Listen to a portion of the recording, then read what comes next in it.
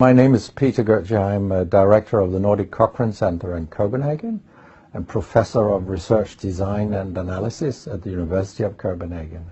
2 years ago, I found out that our prescription drugs are the third leading cause of death after heart disease and cancer. Our drugs kill around 200,000 people in America every year, and half of these people die while they do what their doctors told them. So they die because of the side effects. The other half die because of errors. And it's often the doctors that make the errors, because any drug may come with 20, 30 or 40 warnings, contraindications, precautions and so on. No doctor in the world knows about all this. So they give patients drugs that they should not have given them, that interact dangerously with other drugs or food items or so on. And then the patients die. That's the other half. So the other thing I found out 2 years ago was that much of what the drug industry does fulfills the criteria for organized crime in US law. And they behave in many ways like the mafia does. They corrupt everyone they can corrupt. They have bought every type of person, even including ministers of health in some countries. So there is a huge amount of corruption. In my country, for example, Denmark, we are regarded as having very little corruption. But yet we have thousands of doctors on industry payroll, although we are just 20,000 doctors. So this is an effective kind of corruption. The drug industry buys the professors first, then chiefs of department, then other chief physicians and so on. They don't buy junior doctors. So when several thousands are on industry payroll, it's really, really bad.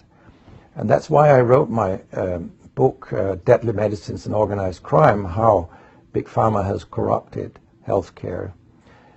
I hope to convince patients not to take so many drugs, because so many die from the drugs they take. In my country, people take so many drugs that every single citizen can be in treatment with 1.5 drugs from they are born till they die. This is incredible. And drugs are not that helpful. And they kill very many of us. We know that. That's why drugs are the third major killer after heart disease and cancer. So what we need in the coming years is to take far fewer drugs than what we do currently. If we did that and we were careful, then we could live longer and live better lives. Because drugs have many side effects, and patients often don't realize that when they become worse, that it could be a side effect of the drug, which they continue taking because that's what their doctors tell them. So when I was a specialist in internal medicine, what I very often did was that I stopped a lot of drugs, particularly in elderly people, and it's quite revealing to see a bedridden elderly person come into your ward, and when you stop the drugs, I mean, that person becomes many years younger. And many of these drugs affect the brain, and old people tolerate that very, very badly.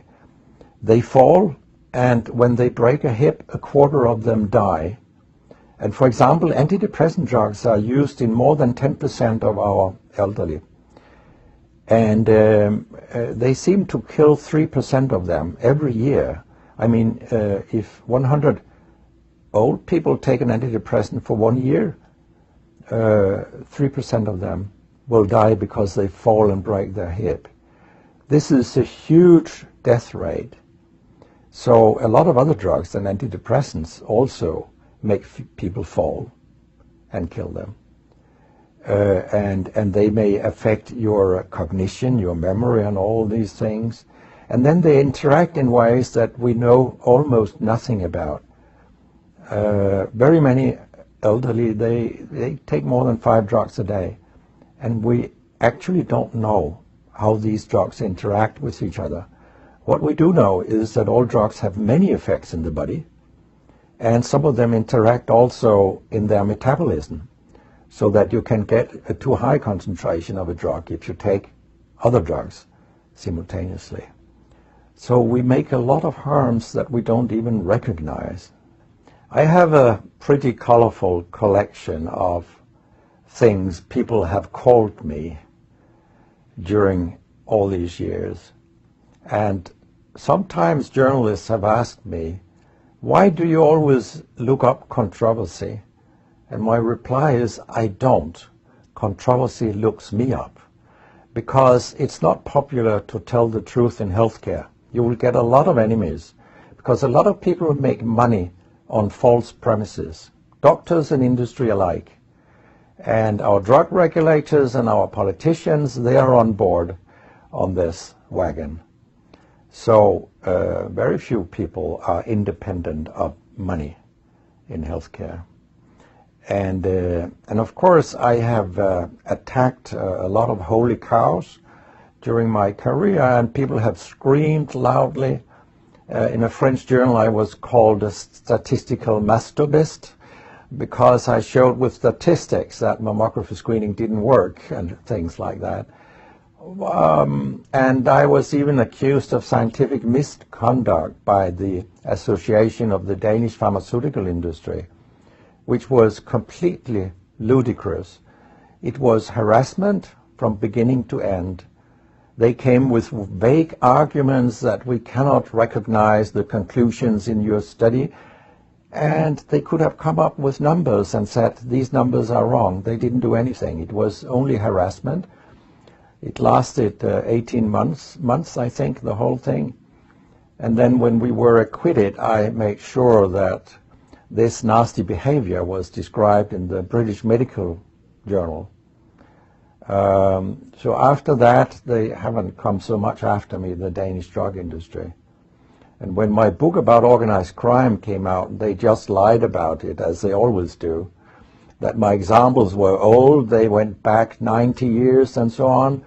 But, you know, where I demonstrate that what the 10 biggest companies do is organized crime, these examples, they were from within the last 10 to 15 years. That's not old examples. And the crimes have increased, because when crime pays, you will have more crime. That's how capitalism works.